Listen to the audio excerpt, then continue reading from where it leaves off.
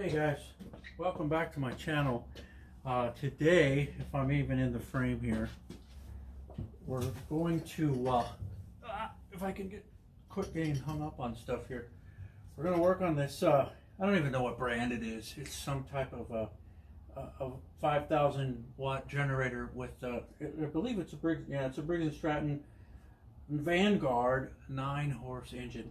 And as you can see, it's had a rough life. I got it for pretty cheap, and you can see here it's got some issues with the rewind. It's obviously been sitting in the dirt for quite some time, but the good part is that I can move it. It's not stuck. The throttle stuff moves. It's all pretty much sort of kind of there. There's a gas tank on it. It has if you can see here, the clear little cap's gone, so that means that this is a direct access for rain to get in there. And if you can see here by looking at if the camera focuses on this, that's kind of rusty crusty. It does move, but that means the gas tank's probably full of angry water and probably set down into the carburetor as well. I'm using my phone with this fancy gimbal thing today, so we'll see how that pans out for us. So right now it's on the ground, and eventually I'm going to put it up on the bench where we can start assessing what we got going on here. Try to take the rewind off, see if the springs broke, see if it just popped out of gear, or however, in an attempt to not kill ourselves while we wind up that spring there. But the governor sort of kind of moves, the throttle moves a little bit. We'll have to take it all apart, see if it's got any spark. We'll try to fix the rewind and put a little gas down in the carburetor, give it a pull, have it plugged in, see if it even generates. It may not even be worth it, but if we can get it to fire off and it makes a little bit of power, we'll probably do some magic on this frame here, maybe clean it up. Obviously we're going to try to bring it back to square, because it looks like it either got back into or dropped or who knows what. It does appear to be oil in it. I did check that out first, so we got a chance. You know, it is a Briggs & Stratton engine, so it's not one of the knockoffs, so that's kind of a good thing. But what we'll do is I'll get it up on the bench and get a little bit better view, reposition the camera and all that. Okay, so we've got this. I actually took the rewind off. The generator's up on the bench, but obviously we have to start with being able to pull it. And I took it apart. Guys, when you take these things apart, remember this little spring here is, well, if you pull it out, it'd probably end up being like this big. It'd be absolutely huge. And it's under tension, obviously, when it's wound up in there. So be very careful when you pull it out, because this little catch right here where my finger is should be engaged on this little piece right here. Let's get some light on this and see if that helps you out any. Might be able to see a little bit better with.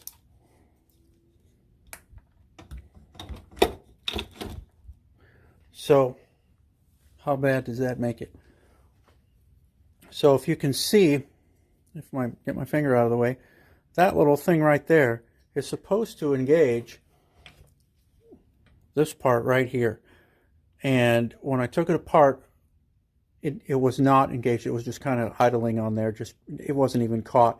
But if it's actually engaged properly, when you pull these two pieces apart, this will stay hooked onto this piece inside here, and it will pull that spring all the way out. And if you've heard the term clock spring, that's basically what it is. It's a tight coil that goes all the way around in there, and like I said, it will get very, very large. So what has happened here, what happened was this, that light is probably horrible. This part right here has come apart from here, and the whole thing has come unwound.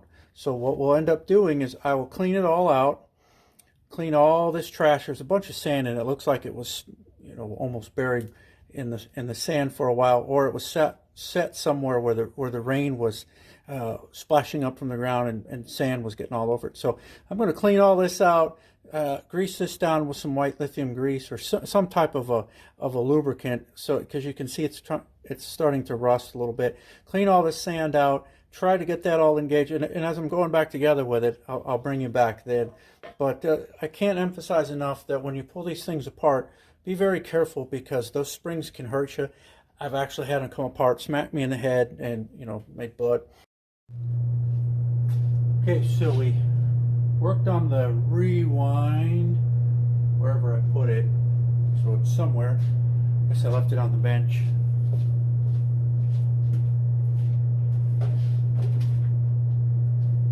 Or not. Why didn't you tell me it was right here? So here's our rewind. You notice that it does the pull thing now as opposed to where it was before. So what we did, as you saw it apart, that clock spring inside here had come unhooked from the housing here, and so I took it apart, cleaned it all up, greased it up some, and then when you go and wind these things to make them do the old whoop back inside, you have to use this little notch right here. And what you do is you pull it all the way out, which it will probably already be if you have problems with it and you're actually into doing what we were doing before. Pull it all the way out, and since this one is already wound up, make sure you hold on to it. We'll try to do some shoving here of the string and get it, hopefully. So what you're going to do is you're going to use this notch. You see how that's in there? And you're going to wind it the opposite way, holding on to this, otherwise it's going to go pow and explode on you. And wind it the opposite way so that eventually you're going to go around and you're going to have to keep doing the this twist here, because you're going to twist the snot out of that rope. So eventually, when you get it all the way around, wound up, and this little notch allows you to get it all the way around without it getting stuck between here and here and here and here. So once you get it wound up where there's tension on it and you haven't had it explode on you, pull the rope all the way back out and slowly let it go, and it should wind it back up in there. Because if you let it go too fast, it'll probably make the spring inside there very mad, and poop, you'll have to start back over. It won't make that noise though. So now, being that this thing is doing it like this, and you want to check and make sure that it indeed is engaging those, I don't know, people call them paws or dogs or whatever. Those little white things that are popping out are going to catch this center hub here and actually turn the engine.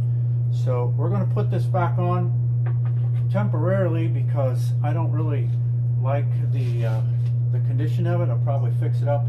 We're just testing it right now. By the way, if you can't hear anything or that low hum in the background, that's my generator, my house generator, doing its little weekly thing. So we're going to grab the old 10mm, very elusive, if you know what I mean, and start this thing. I guess you need to be going the right direction. That always helps. We'll start it in there with 2 of the 4 bolts. That should be enough to hold it in there, enough for us to test it. We'll put a little crank on that like that, a little bit there, and then hopefully this thing will engage the engine if I don't crunk myself on the head. It's pulling over. So the next thing I want to do is pull the spark plug out and see if we have any spark, see what that plug looks like. So let's take that out. I think, yeah, I have the right size. So a wee spark plug. I guess I should have probably grabbed an extension for this, so we're not getting like a quarter or an eighth of a turn every time we ratchet it. You like hearing me bang the gas tank anyways. We'll match that out.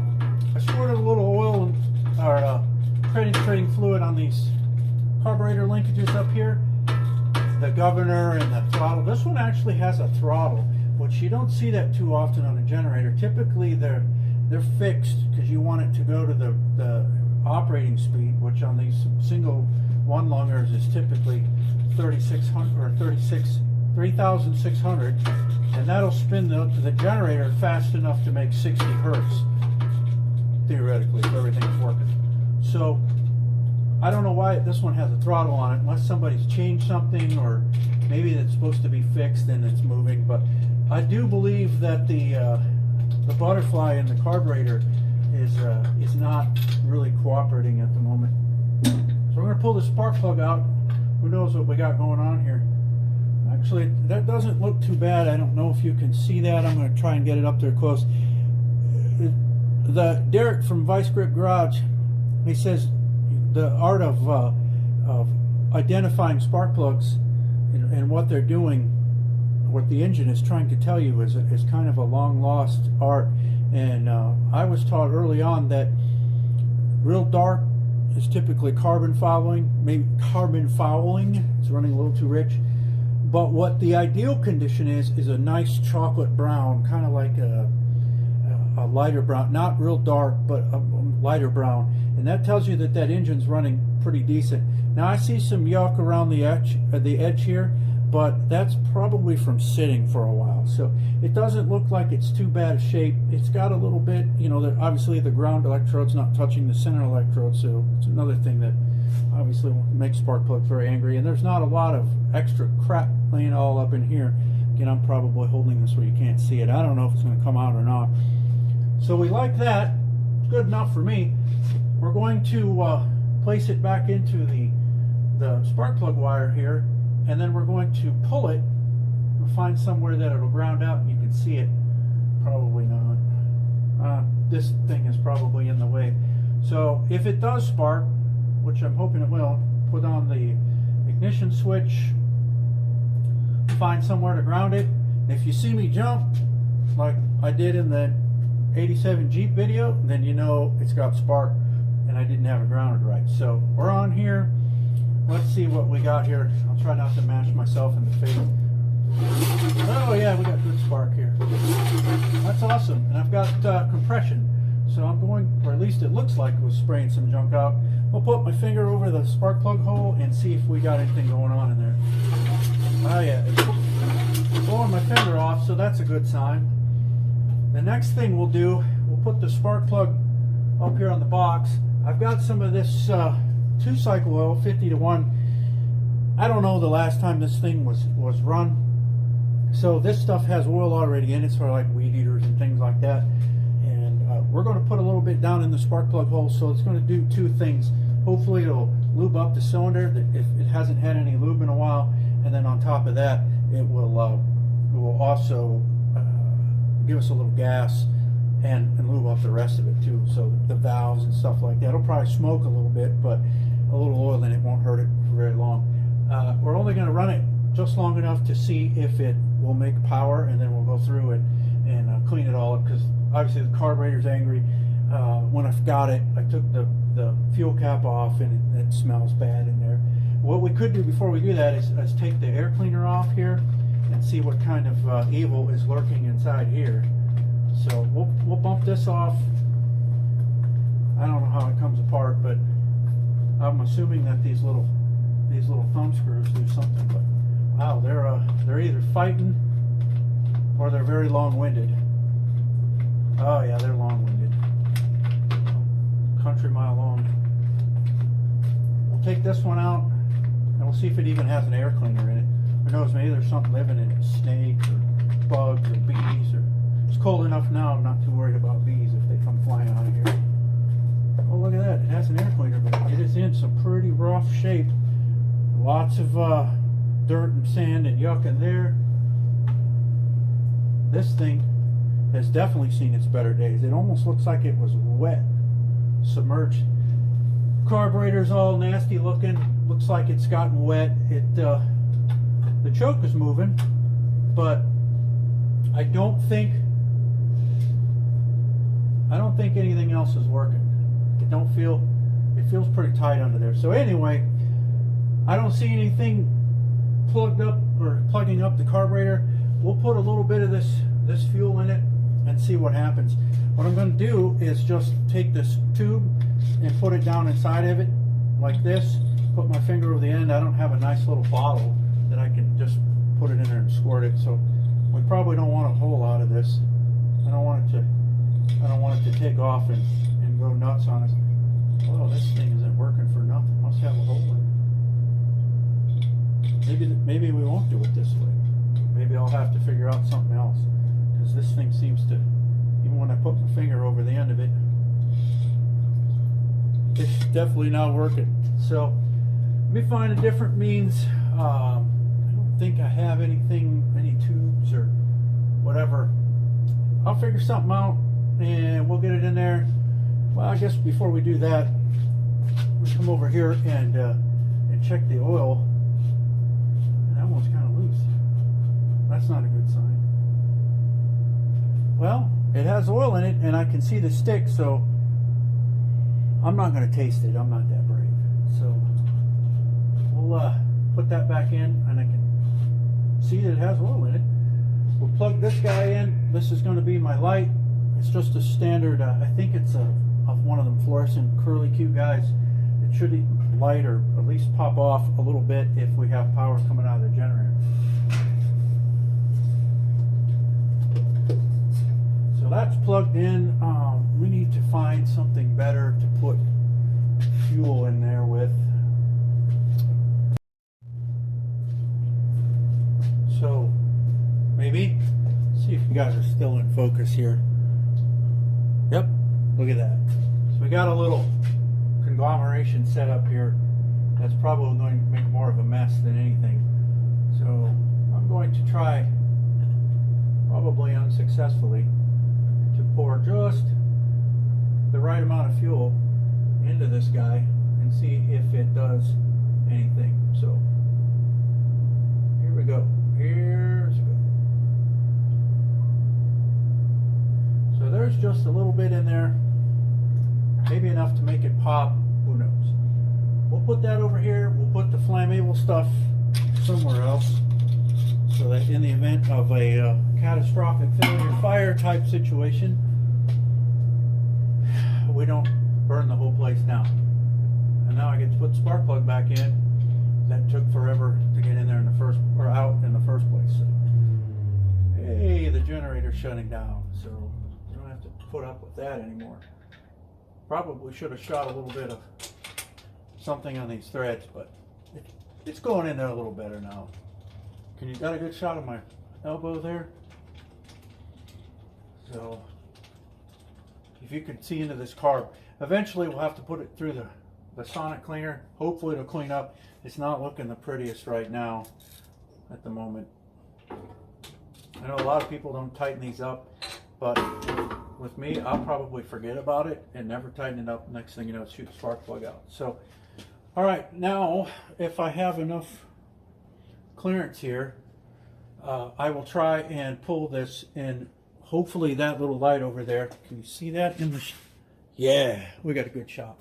Power's on, it's plugged in.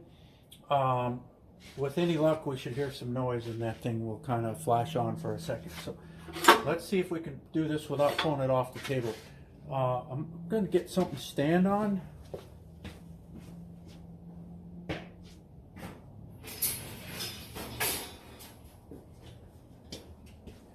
No crates, gotta love them. I'm 6'2", but the bench is just enough that I can't do this with. So let's see if we can do this without breaking the rope and nothing bad happens. So here goes. Oh, we had a little fire.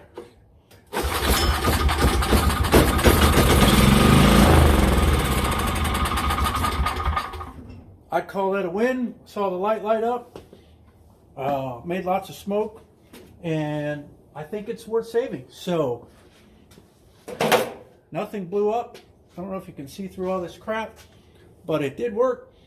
It did light off. The light came on. It didn't sound awful, and I think there's a chance. So the next thing we need to do is take all this front stuff off.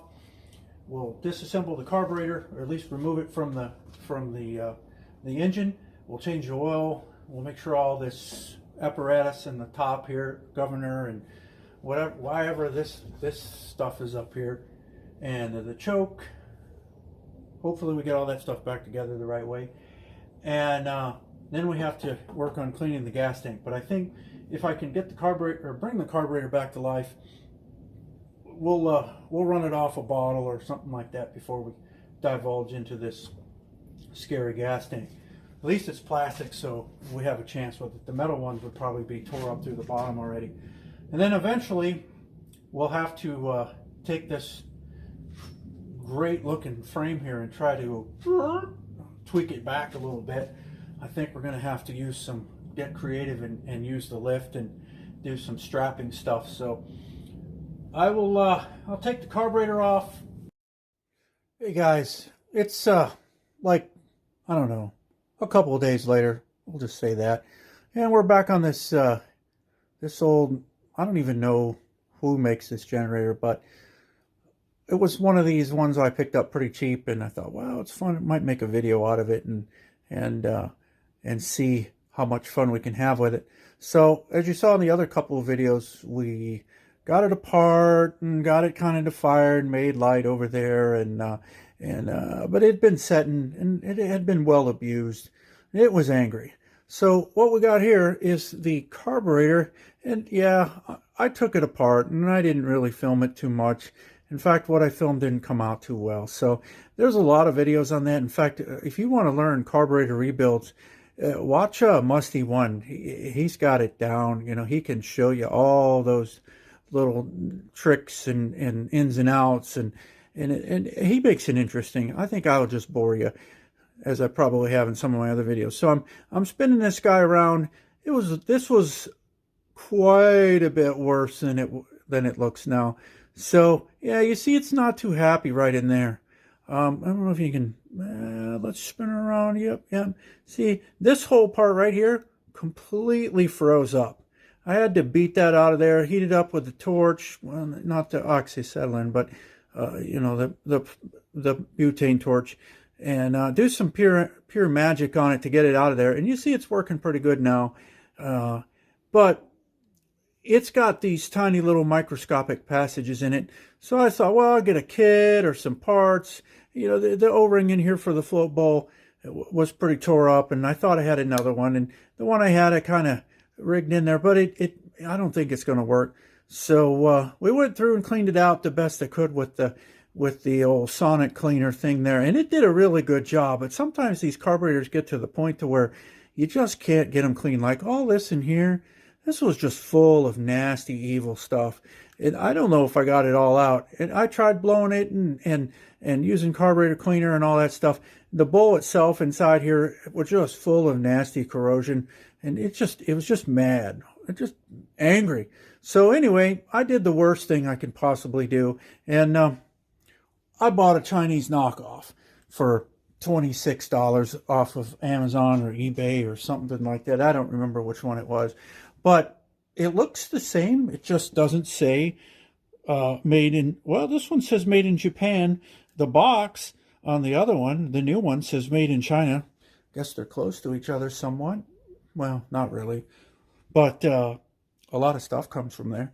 Anyway, the new one is definitely not a Mikuni, as the old one is indicated here. If you can see that in the, right there by my paw there.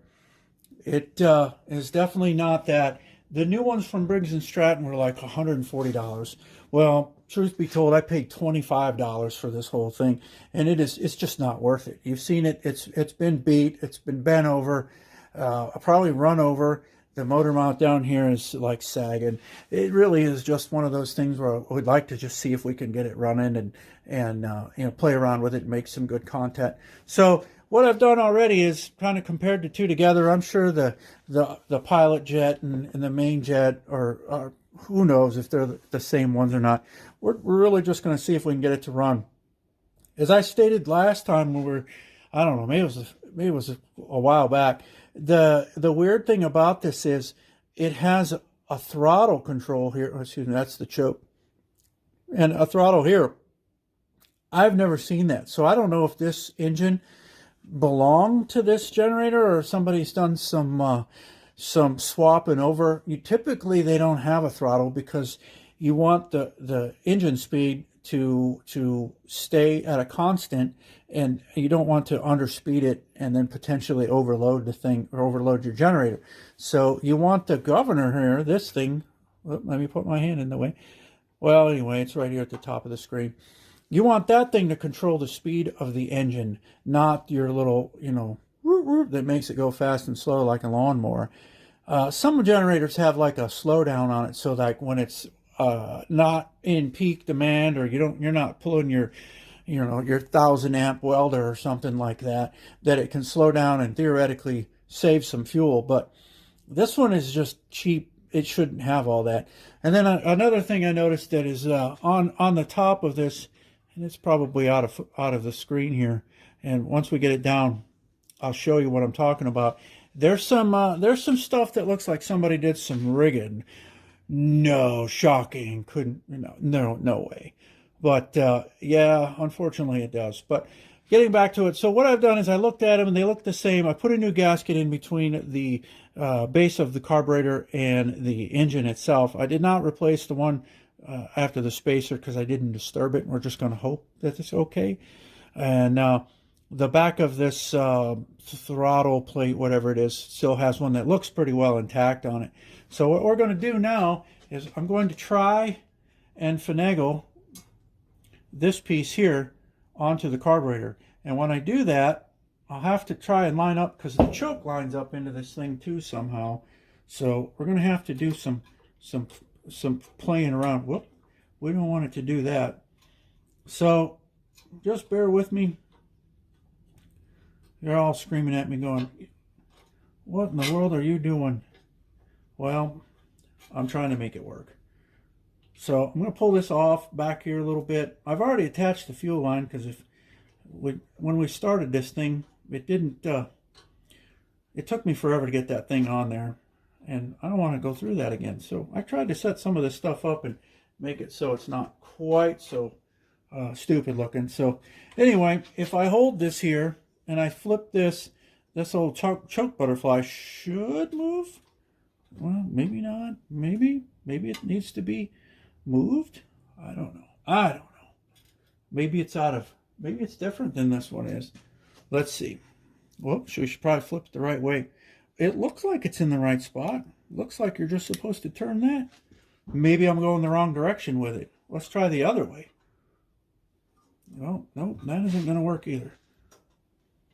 It's just angry. I guess it's just me. It's because you see that? It opened. So maybe if we bolt her down, it will, well, there it went. It just doesn't want to go. Maybe it's because it's one of those, super high dollar Chinese ones. Or excuse me, Chinese ones. Anyway, I did some wiping down on this air cleaner assembly thing here. We're going to put that in the way, because that way we know for sure we won't be able to get at anything to adjust it. So some of these are so finicky that you have to have all of this stuff in place, like the air cleaner, because the air cleaner actually messes with your air-fuel ratio. So if you adjust your air-fuel mixture without the air cleaner on it, when you put the air cleaner on it, it won't run right. So anyway, we're going to put it on there. Even though I'm not going to put that crappy air cleaner back in there, at least I'll have all of this outside stuff back in. So I'm going to bolt put these nuts on there and try and maneuver some of this stuff up here, and then and we'll be starting it here in a minute. So maybe I'll speed it up. I don't know. I'd probably just turn it off. So okay, so I figured for the sake of time, I bolt it all up. It's just nuts and bolts, and I still haven't put the front panel on. I could do that, but the choke is a little sticky. This cheaper carburetor doesn't really play well with the little controller thing here. So I slid you back a little bit. I got a little bit of fuel in it. It's not pouring out the bottom. It's probably going to make a lot of noise. So what I'm going to do is try and slow it down, but I think the governor is going to take over and actually probably speed it up. So I gotta remember which way to go with this thing. So that way, remember this, that way is the good way to slow it down in case it does want to take off. I think if I got you in focus, yeah, you can see the old red light over there on the side. That'll tell us that it's making power. Eventually, when we get the oil drained out, we get it like tweaked and happy, we'll come back through and do some tweaking on the speed. We'll figure out what's going on up here. I don't know if you can see if I got you in focus or not, but this is not stock, whatever this is. Somebody made all this stuff up here, and I just don't understand. I don't know. This motor might be for something else. Again, like I said before, but we did drain the gas tank out a while back, and so we're a little bit ahead. It was fuel. It was a plastic fuel tank, so all I did is get all pure water out of the thing. Shocking that the little gauge thing on top with the, you're supposed to have a little cover over. It's got the little thing that spins around, a little floaty thing that goes up and down. If it's not all rusted out, the little cover's gone, and it's just a big funnel for rainwater. And as you can see by the rest of this thing, even though I've wiped it off, it's been sitting on the ground since forever ago. But with all that, we're going to see if we can crank it off and see if I can play around with the mixture screw. I don't know if I can turn it by hand. Can't run it a whole long because it's sitting here on the bench, and it'll probably vibrate and fall off, or it'll get something hot over here, and that's not always good either. We don't want to burn the toolbox down. Eventually I have to lift the thing off, and we're going to try and go on that as well. So I just noticed this too. So this part here, this little thing here, is for a throttle cable to come into it and engage right here. So all this crap they got on here, that's not stock. So we're going to have to do some work to this. I can see that this is just not right. But let's just see if it runs first. So I'm going to have to play with this choke. I don't know if I'll be able to get it back open. So probably going to block your view. It's probably going to get all stupid loud. I apologize if it gets too loud. We'll shut it off or move or so might not be able to hear much. I got it on. Yep, switch is on. Oh, got a little bit of fire. Let's open that choke a little bit. Have to use our choke opening tool here because it definitely does not want to cooperate. Our rewind is working. Okay, well, maybe we're going to have to go back to the big choke.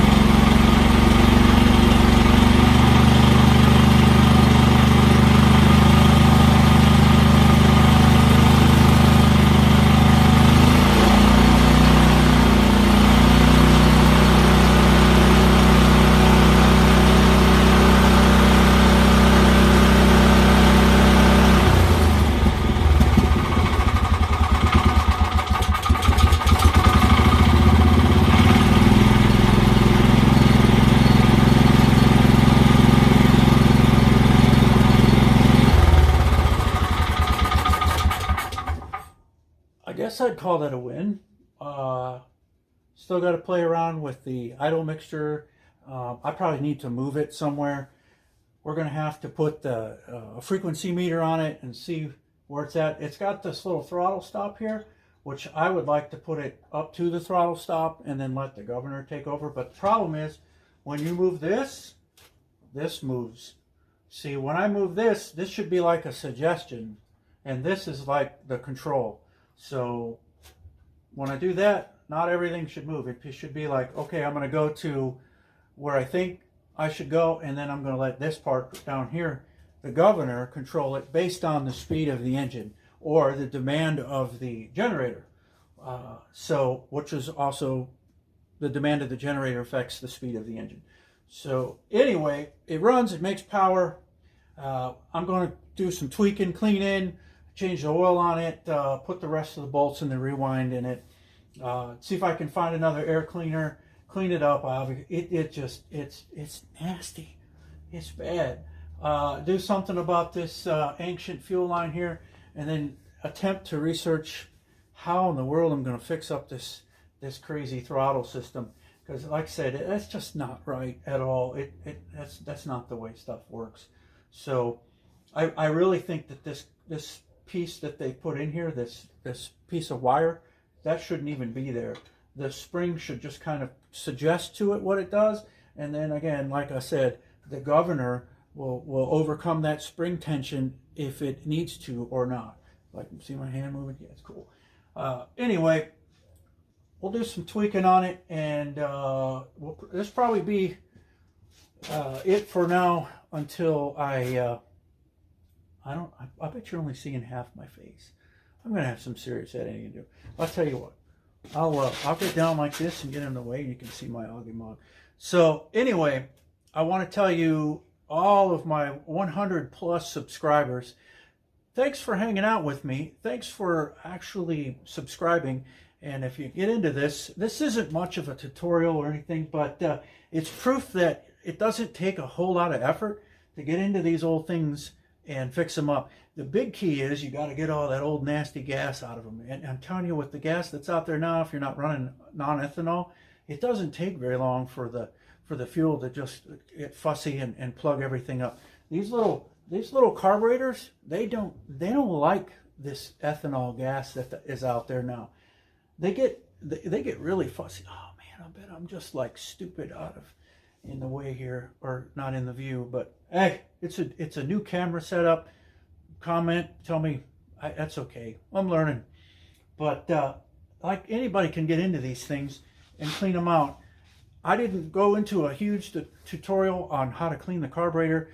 On this particular one, there's some really good YouTube videos on there on how to clean these things out.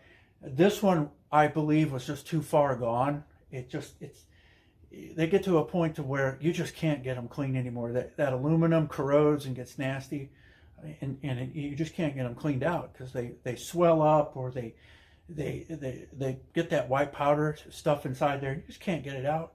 And those passages in there are so small that you just can't get them cleaned out with no matter what you have. But excuse me. Again, thanks for hanging out with Wrenching with Rob. We are getting back to the 87, and I'm going to have a pretty good video on my 1947 Rockola jukebox here coming up pretty soon, unless it beats this one out. So anyway, see ya. Thanks for hanging out with Wrenching with Rob.